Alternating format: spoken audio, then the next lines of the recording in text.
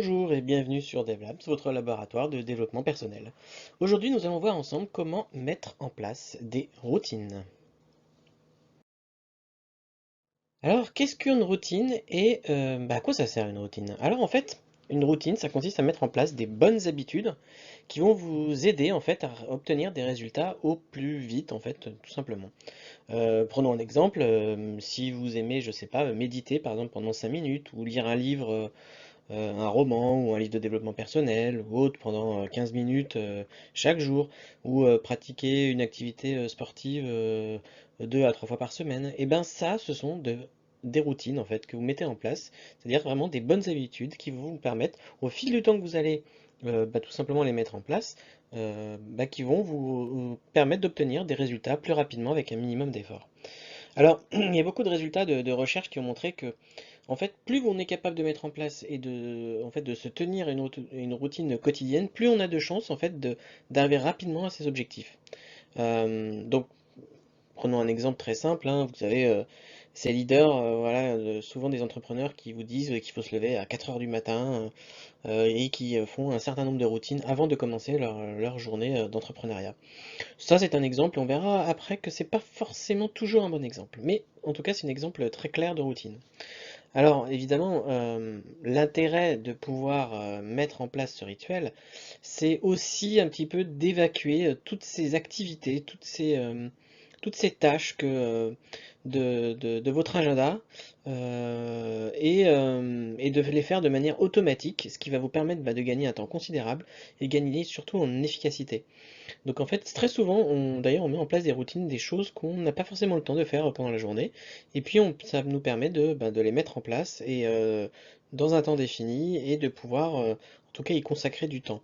Et ça, c'est ça qui est intéressant en fait dans la routine, parce que c'est vraiment un moyen de pouvoir réellement faire des choses dans le temps, dans l'optique en fait d'arriver à ses objectifs et c'est ça qui est extrêmement intéressant. Et au-delà de gagner en temps et en efficacité, euh, il faut aussi se dire que ça vous permet de vous discipliner, ça veut dire le fait d'accomplir en fait une tâche tous les jours ou toutes les semaines ou tous les mois de manière régulière, ça permet en fait de mettre en place une discipline qui va vous servir pour plein d'autres choses. Et puis ça va vous permettre aussi de devenir endurant, parce qu'évidemment, plus vous êtes sur le long terme, et plus vous arrivez à faire de choses. Une routine matinale, c'est d'abord un ensemble d'activités qui sont positives et que vous faites régulièrement. Et toute routine, elle doit d'abord se baser sur votre personnalité, sur votre identité et sur vos objectifs. Et ça doit en fait vous servir surtout à aller vers cet objectif et à avoir une vision surtout long terme de ce que vous voulez faire et à vos grandes aspirations.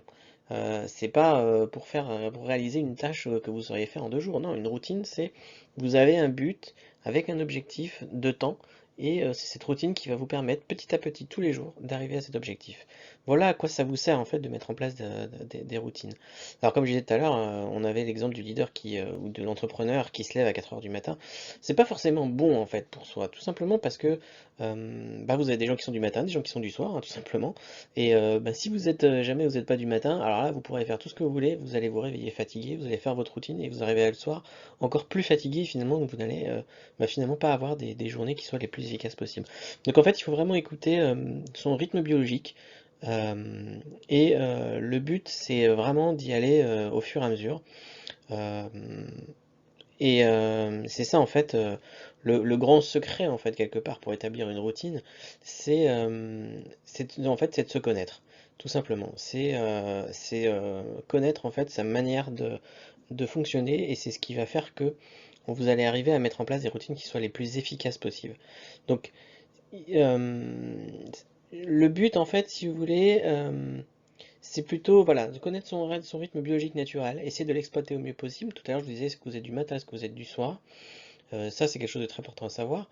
Mais à quel moment vous êtes le plus efficace dans la journée? Ça peut être un moyen aussi de mettre vos routines correctement en place là où elles vont, euh, elles vont vous servir, là où elle va vous permettre aussi de votre routine de vous attaquer aux tâches quelquefois un peu plus difficiles, même si c'est des tâches qui vous rebutent, voilà, au moins vous avez défini à quel moment vous allez le faire, à quel moment vous serez le plus enclin de le faire.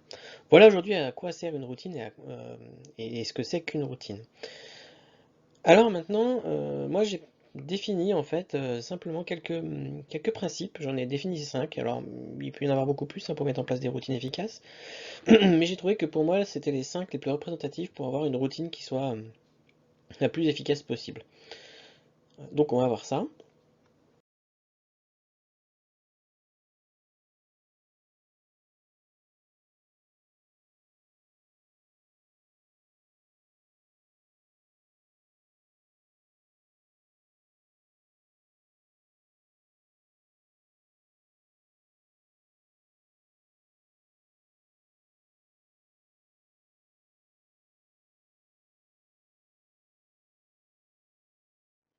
Donc ces 5 routines efficaces, vous allez d'abord réserver une plage horaire dans votre agenda, ça veut dire vous permettre de terminer en fait vos routines même si vous êtes dérangé. Il est nécessaire toujours de prévoir le moment où vous allez effectuer vos routines. Soyez seul pour des routines, pour dérouler votre routine matinale. En fait, les routines, c'est pas un moment de partage, mais surtout un moment avec soi-même. Et c'est ça, c'est hyper important. Entamer des routines de manière progressive et évolutive, ça c'est un peu les deux clés qui vont vous permettre de vous mener à bien des routines qui serviront vos objectifs. Laisser la place aux imprévus, hein, donc terminer ses routines même si on est dérangé. Et puis enfin, souvent quelque chose qu'on a l'habitude d'oublier, c'est de mesurer ses progrès. En fait, c'est ce qui va vous permettre d'avancer, de mesurer votre chemin parcouru, et puis de savoir aussi quand vous devrez modifier ou supprimer une routine par une autre. Donc voilà un petit peu les 5 principes que je vous pardon, pas que je vous permets, mais que je vais vous présenter en fait tout simplement pour que vous puissiez mettre en place des routines qui soient les plus efficaces possibles. Alors on va commencer par la première routine, premier principe pardon, pour faire une routine efficace.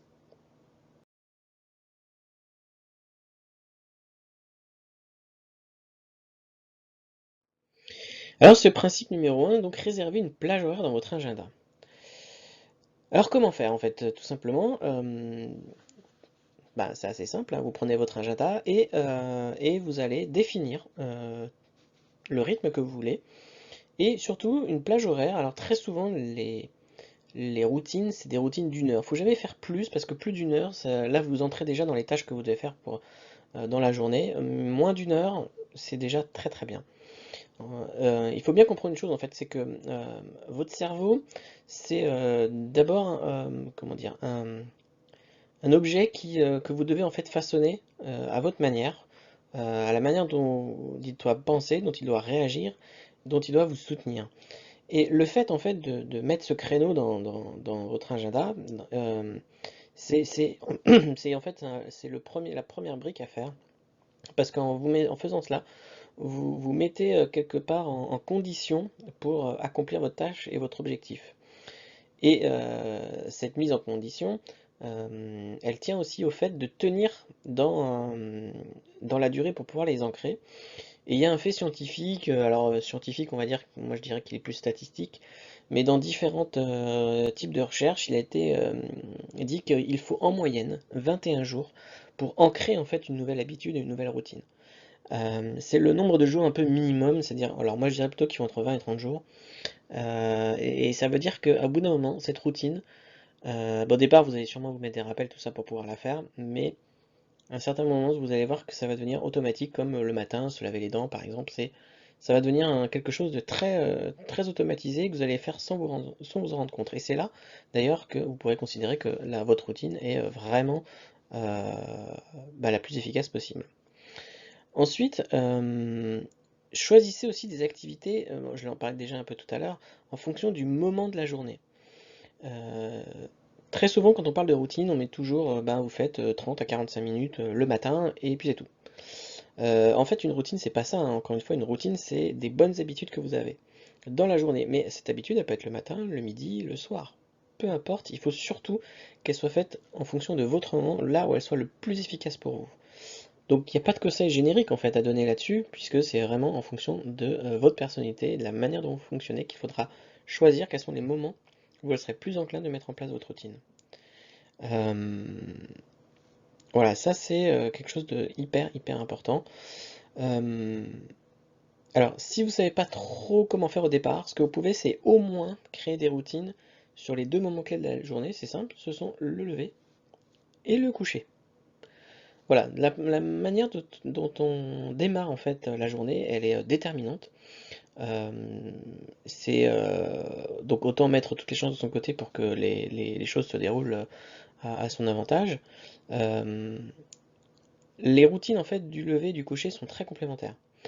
Celle en fait du matin, on a vu, c'est là où finalement vous êtes normalement, vous êtes là le plus en forme. Alors encore une fois, ça dépend de qui, mais c'est là où vous êtes le plus en forme et c'est là où vous êtes le plus enclin quelquefois de faire les choses les plus compliquées. Et puis celle du soir, à ne pas oublier, ça peut être aussi un moment pour se préparer à une nuit paisible, à une nuit agréable.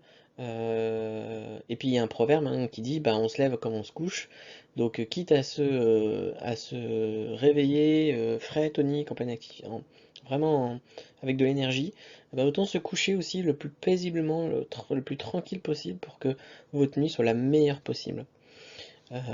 Voilà, c'est vraiment la première chose que je peux vous donner comme principe, c'est vraiment réserver vos créneaux horaires.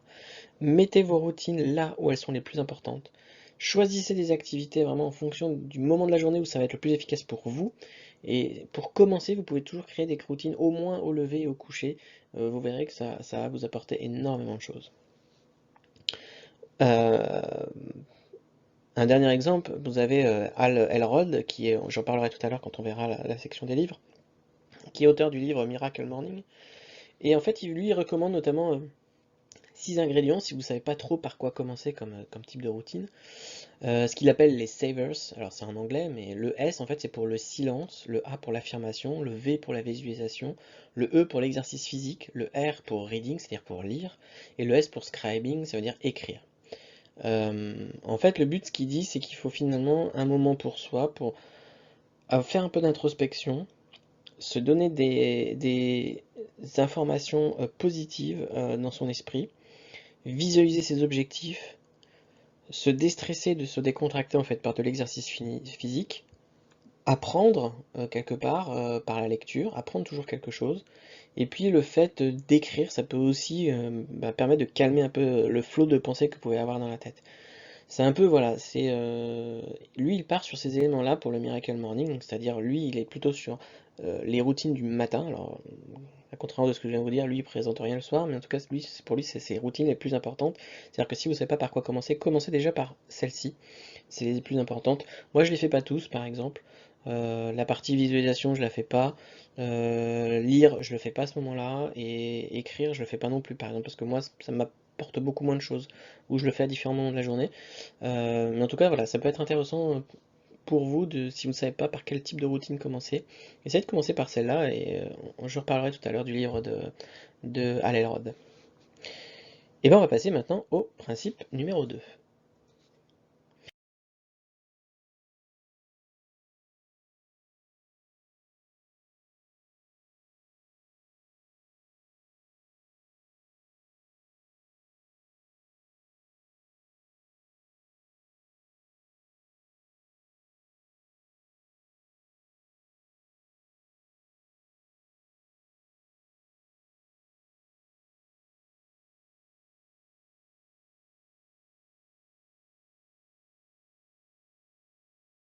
Le principe numéro 2, finalement, assez simple, c'est soyez seul pour dérouler votre routine matinale. Encore une fois, hein, vous avez peut-être déjà compris que la routine, c'est un moment pour vous, et rien que pour vous. Donc évidemment, si on vous interrompt constamment, si vos enfants arrivent le matin et arrivent à vous déconcentrer très rapidement, vous n'arriverez plus finalement à obtenir tous les effets bénéfiques que l'on a cités déjà un peu plus haut. Donc vous allez devoir vous lever souvent avant votre conjoint et vos enfants pour faire votre routine du matin, à moins que qu'ils soient tous suffisamment grands et autonomes hein, pour vous laisser faire, en tout cas sans vous déranger. Mais bon, très souvent, s'ils sont petits, en tout cas, le but c'est de se lever avant eux pour que vous n'ayez pas en fait leur débordement d'énergie quand ils se lèvent le matin. Et puis le soir aussi, hein, pas besoin. Alors le soir c'est moins vrai, il n'y a pas forcément besoin d'être seul pour le soir, mais il faut surtout du silence. Ça c'est une aide précieuse véritablement quand on a fait des introspections. Et puis d'essayer d'éviter un peu toute émulation intellectuelle ou émotionnelle dans le sens éviter de travailler. Par exemple, le soir, c'est pas forcément. Alors, encore une fois, ça c'est un peu générique ce que je dis là, parce que pour certaines personnes, peut-être qu'elles préfèrent travailler le soir. à voir. Mais en tout cas, ce qu'il faut retenir quand même, c'est que quand on s'approche en fait de l'endormissement, donc de l'heure à laquelle on va se coucher, plus il faut être dans le calme. Donc si jamais vous travaillez, essayez plutôt de travailler en début de soirée, mais pas juste avant d'aller dormir par exemple. Parce que sinon après vous allez être dans une réaction avec votre cerveau où vous allez vouloir absolument tout faire. Et finalement ça va pas du tout vous aider à dormir, bien au contraire. Donc voilà, le principe numéro 2, c'est surtout la routine, c'est être seul et dérouler sa routine matinale. C'est un moment pour soi, un moment d'introspection. Voilà, c'est vraiment très très important si vous voulez mettre en place des routines qui soient le plus efficaces possible. Passons maintenant au principe numéro 3.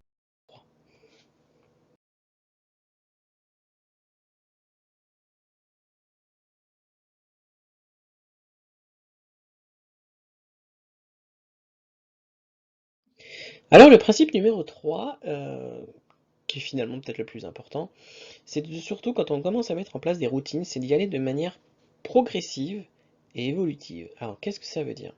D'abord, allez-y progressivement.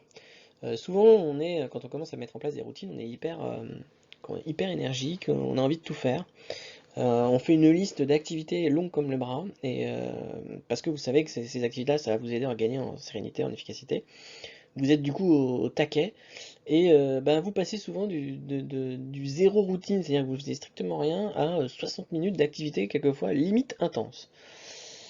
Et alors là, ça c'est très mauvais, parce que finalement les premiers jours vous êtes hyper motivé, et puis alors au bout de 7 jours, vous en avez marre. Vous êtes dans la phase la plus difficile parce que vous commencez, on a parlé tout à l'heure, hein, encore une fois, d'endurance, hein, bah, vous avez la démotivation qui va venir tranquillement. Et c'est pourquoi il est toujours recommandé d'y aller doucement et de commencer par peu d'activités au départ. Alors, il y a un peu deux manières, deux techniques en fait, pour mettre ces routines un peu progressivement en place. Soit vous prenez votre liste de routines entière que vous avez faite, là, celle qui est longue comme les bras, mais plutôt que de les faire tout entièrement, dans ces cas-là, faites-les plutôt 2 à 3 minutes seulement, c'est-à-dire que vous les commencez mais vous ne les finissez pas, mais vous y allez en fait progressivement et puis vous étendez petit à petit la durée de toutes ces routines pour voir jusqu'où est-ce que ça peut aller, jusqu'où ça peut tenir. Pour éviter, hein, encore une fois, cet effet après d'engorgement, de faire trop d'activités et de finalement ne rien faire. Ou alors, moi c'est celle que je préconise plus, la deuxième manière, c'est de commencer plutôt avec une ou deux activités, et puis quand elles sont bien en place, ben vous en rajoutez une troisième, puis une quatrième, voilà, et puis vous voyez comment ça se passe. Comme je disais un peu tout à l'heure, hein, on recommande hein, qu'une routine, ça dure pas plus d'une heure, parce que si ça dure plus d'une heure, c'est que vous êtes déjà dans votre tâche et déjà dans votre journée. Donc faites en sorte que vous ayez des routines qui ne soient pas trop longues et qui soient surtout les plus efficaces possibles. Euh, une autre chose, c'est que n'essayez pas de copier les routines des autres. Encore une fois, si ce que fait l'autre entrepreneur qui se lève à 4 heures du matin, pour lui c'est hyper efficace, bah pour d'autres ce sera complètement contre-productif de faire ça. Et puis alors vous allez vous démotiver de manière très rapide, ça vous pouvez en être sûr. Euh, vous avez une espèce de sorte de réserve en fait de volonté, et cette réserve de volonté, si vous ne puisez pas dedans de manière progressive et évolutive, enfin votre volonté elle va très très vite chuter. Euh, une routine, hein, ça consiste à construire une habitude, donc ça prend du temps, ça réclame un effort qui est constant. Euh, voilà, ça c'est très important en tout cas de ne pas copier celle des autres et vraiment d'avoir ses propres routines, ses propres activités qui vraiment servent d'abord aux objectifs. Dans les routines aussi, c'est toujours d'avoir à un moment donné une habitude, une routine qui vous permette de prendre soin de votre corps et de votre santé. Donc essayez de toujours mettre en place une partie physique. Ça peut être des petits. Alors, il existe un exercice qui est souvent ce qu'on appelle le 7 minute workout ou quelque chose comme ça. C'est tout simplement une série d'exercices pendant 7 minutes le matin. Moi j'aime beaucoup faire ça en tous les cas, donc c'est une manière de faire. Et comme ça tous les matins vous faites au moins 7 minutes d'exercice et souvent ça vous permet de réveiller en fait votre corps et de vous mettre dans des meilleures dispositions. Et franchement moi j'ai trouvé ça absolument génial. Parce qu'on a tendance à privilégier sûrement l'hygiène mentale, la psychologie, un peu limite le spirituel, et on oublie aussi quelquefois que son corps et l'esprit ne sont absolument pas dissociables, bien au contraire, donc il vaut, on dit toujours un esprit sain dans un corps sain, et donc il y a beaucoup de vérité là-dedans. Donc ce qui est bien, c'est d'avoir une routine où on essaye le matin de manger correctement, avec des bons nutriments, et puis de faire un petit peu d'exercice. Ça, je peux vous dire que ça va vous donner de l'énergie, pas de fringales, pas de coups de pompe en milieu ou en fin de matinée ou dans la journée, et ça, c'est vraiment, vraiment appréciable. Et encore une fois, votre routine, elle doit être souple et évolutive. N'oublions pas que bah forcément, vous avez des objectifs à un moment donné, mais vos objectifs, ils évoluent aussi. Et donc, si vos objectifs évoluent, bah, les routines qui vont avec, forcément, vont évoluer. Mais ce qui est important, souvent, c'est pas forcément de changer radicalement la routine, mais par exemple, c'est de garder en fait le support de cette routine. Si je peux donner un exemple simple, c'est par exemple l'exercice physique dont je parlais tout à l'heure. Euh, il est sûr que si vous faites votre 7 minute workout le matin à 30 ans, il ne sera pas le même que celui si vous le faites à 50 ans. Et il ne sera pas le même, par contre, vous avez toujours l'ingrédient activité physique dans votre routine. Donc vous continuez à faire de l'activité physique, mais peut-être que ben, les activités que vous allez faire vont être un peu différentes. Voilà, tout simplement. Donc on peut raccourcir aussi le temps ou allonger le temps, mais en tout cas l'activité, elle, est toujours présente. On peut toujours remplacer une activité par une autre, à partir du moment où elle nous apporte plus de bénéfices encore que l'ancienne. Donc il ne faut pas hésiter surtout un petit peu à tâtonner au début quand vous créez votre routine. Bah, vous créez pendant une ou deux semaines des choses, et puis après vous n'hésitez pas à les modifier pour que ça convienne de mieux en mieux à chaque fois à votre manière de fonctionner. Il faut surtout s'écouter, encore une fois, c'est sa routine, c'est pas celle de quelqu'un d'autre, c'est vraiment la vôtre que vous devez absolument faire. Donc principe numéro 3, hein, entamer des routines qui soient de manière progressive et évolutive. Et on va passer donc au principe numéro 4.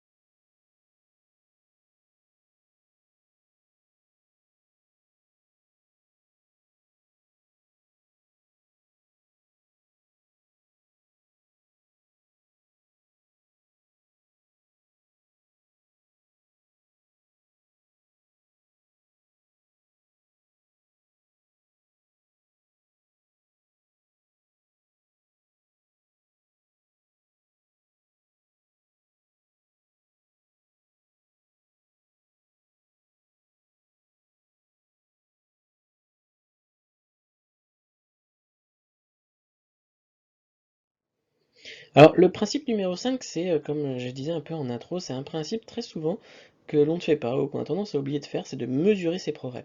En fait, encore une fois, hein, vos routines doivent servir vos objectifs.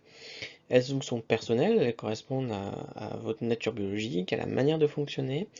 euh, et le but, c'est surtout de vous permettre le fait de mesurer vos progrès, ça va déjà vous permettre de voir ce que vous avez réalisé dans le passé, et vous verrez que vous aurez déjà ce sentiment de fierté qui va vous donner un sentiment de confiance et qui va vous donner aussi un sentiment de motivation. Parce que quand vous allez voir tout ce que vous avez réalisé dans le passé, c'est ce qui va vous permettre de rester motivé pour continuer à faire vos routines pour le futur. Et ça, c'est quelque chose de très important dans la mise en place des routines, c'est d'arriver aussi de temps en temps. Alors ça, il ne faut pas forcément le faire tous les jours, évidemment, ne l'intégrez pas forcément dans une routine quotidienne, mais au moins une fois par semaine, une fois par mois, minimum, essayez de mesurer un petit peu tout le chemin que vous avez parcouru et vous allez voir que c'est extrêmement gratifiant. Et vous allez voir que vous allez étendre toujours un petit peu plus votre zone de confort, parce que quand vous allez voir que vous réussissez à faire des choses, vous allez vouloir encore en faire plus. Et vous allez un peu continuer votre conquête en ajoutant d'autres petites victoires.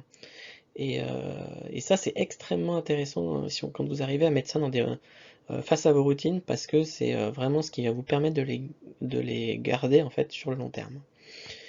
Et puis pour mesurer ses progrès, comment faire? Alors vous avez la manière un peu classique, hein, le carnet, tout simplement un petit carnet, ou des feuilles de papier comme vous voulez, hein, ceux qui sont un peu à l'ancienne on va dire.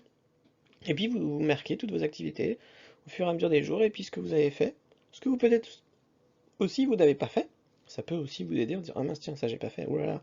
Attention, ça vous permet aussi de voir quand vous commencez à déraper un peu, ça vous permet de visualiser tout ce que vous avez accompli, de ne pas briser en fait la chaîne pour rester motivé dans le maintien de sa routine matinale. Alors il y a moi j'utilise il y a deux applications. Il y en a une que je connais pas trop mais dont tout le monde parle et qui s'appelle Habitica. Alors c'est un peu une manière de gamifier en fait un peu vos routines, dans le sens où au fur et à mesure que vous faites des routines, et ben vous gagnez des points. Voilà, donc c'est une sorte de jeu que vous faites avec vous-même, et ça peut être, pour ceux qui aiment beaucoup jouer, ça peut être assez marrant et ça peut être très intelligent pour pouvoir rester motivé et suivre en tout cas ses routines. Moi j'utilise une autre application qui s'appelle Way of Life, qui est assez simple, où vous mettez en fait les routines que vous avez mises en place, et puis vous cochez au fur et à mesure ce que vous avez fait, ce que vous n'avez pas fait, au fur et à mesure que le temps file. Et ça vous permet comme ça d'avoir sur une semaine ou un mois, vous avez tout de suite vos petits carrés verts, vos petits carrés rouges, et vous voyez un petit peu si vous avez fait une semaine ou un mois où vous avez fait beaucoup de choses, ou si vous avez raté un peu vos routines cette semaine-là.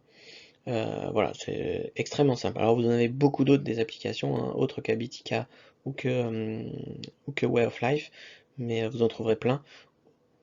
Essayez de trouver en tout cas ce qui vous correspond le mieux et ce qui est le plus facile pour vous.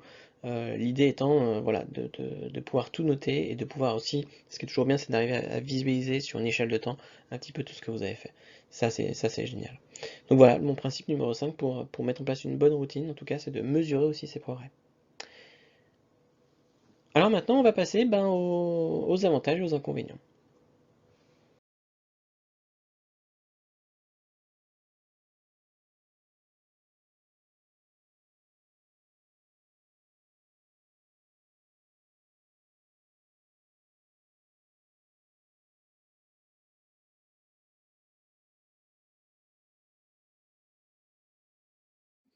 Alors les avantages, mettre en place une routine, c'est d'abord un cercle vertueux, c'est-à-dire que plus vous réussissez, plus vous gagnez de la confiance, plus vous gagnez de la confiance, plus vous avez un sentiment de fierté, plus vous avez un sentiment de fierté, plus vous restez motivé, plus vous êtes motivé, plus vous avez envie d'atteindre plein d'objectifs, et en fait d'un peu sortir de votre zone de confort pour aller conquérir le monde, aussi bien privé que professionnel.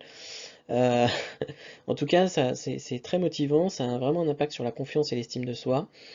Ça permet aussi, quelque part, de maîtriser son stress, parce que vous êtes organisé, il y a des choses que vous faites petit à petit, dans le temps, et puis petit à petit les choses se font.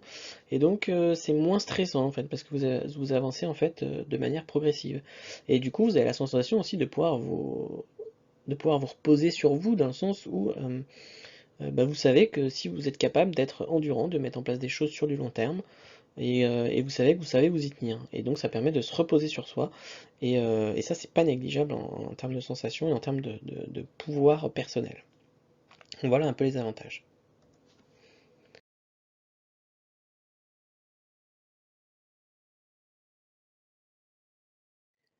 Sur les inconvénients, ben, en fait, c'est un peu les avantages des inconvénients, c'est-à-dire que pour mettre en place une bonne routine, on a vu qu'il fait de la patience, de l'endurance, et que c'est pas forcément donné à tout le monde, et puis il va falloir réussir à s'ajuster au départ, parce que tout n'est pas parfait quand on commence à mettre en place des routines. Et bah, les premiers pas sont clairement compliqués, difficiles, c'est facile de se démotiver, de se décourager. Et bah, il y a certaines personnes qui, bah, quand ils voient qu'ils n'arrivent pas à réussir tout de suite, bah, ça, pour eux, dans leur tête, ça peut déclencher quelquefois des sources d'échecs. Donc il faut faire très attention en fait au démarrage des routines. Comme je disais, hein, surtout, faites des choses de manière progressive et évolutive. Le but du jeu, c'est de pas d'un seul coup vous mettre 30 routines à faire en moins d'une heure, parce que vous allez tenir peut-être une semaine, et au bout d'une semaine, vous allez commencer il y en a une que vous allez plus faire, puis une deuxième, puis une troisième, puis une quatrième, et puis au bout de 3 semaines, vous verrez que vos routines, bah, il n'y en a aucune qui fonctionne. Et vous n'arrivez plus à les faire tout simplement. Donc attention à ça, attention d'y aller de manière progressive surtout, et de manière évolutive. Voilà pour les inconvénients. Donc maintenant on va passer un peu à de la lecture, au livre.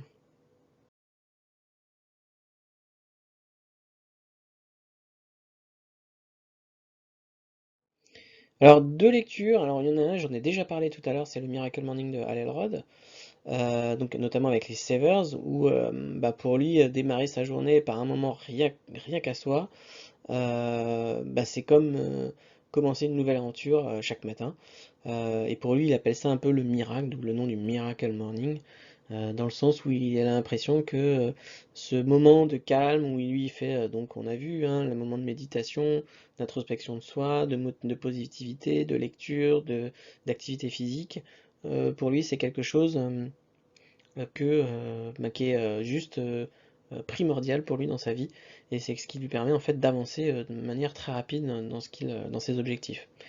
Et donc il le place très bien, mais comme je disais aussi, hein, le pendant, c'est qu'il vous présente, lui, des choses qui sont la matinée. On a vu que les activités, elles doivent se faire, hein, en fonction de votre rythme à vous.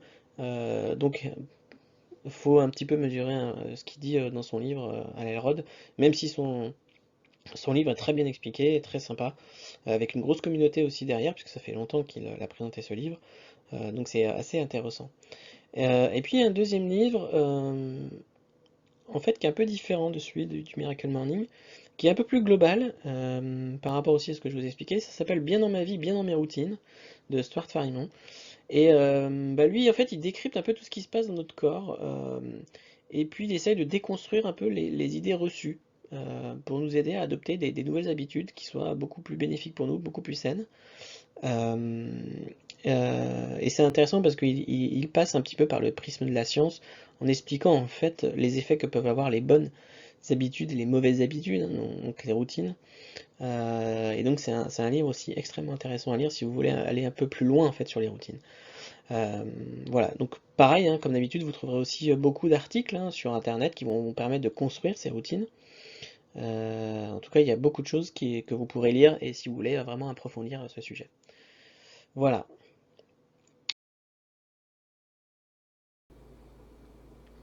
Une petite dernière chose, hein, surtout n'hésitez pas à mettre un pouce bleu et des commentaires sous la vidéo.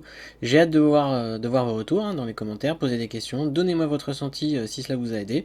Et si vous avez besoin que je détaille plein d'autres choses, n'hésitez pas à demander. Donc allez-y, surtout testez, faites partie des bons sceptiques, soutenez, likez, et moi je vous dis à bientôt sur Devlabs. Ciao!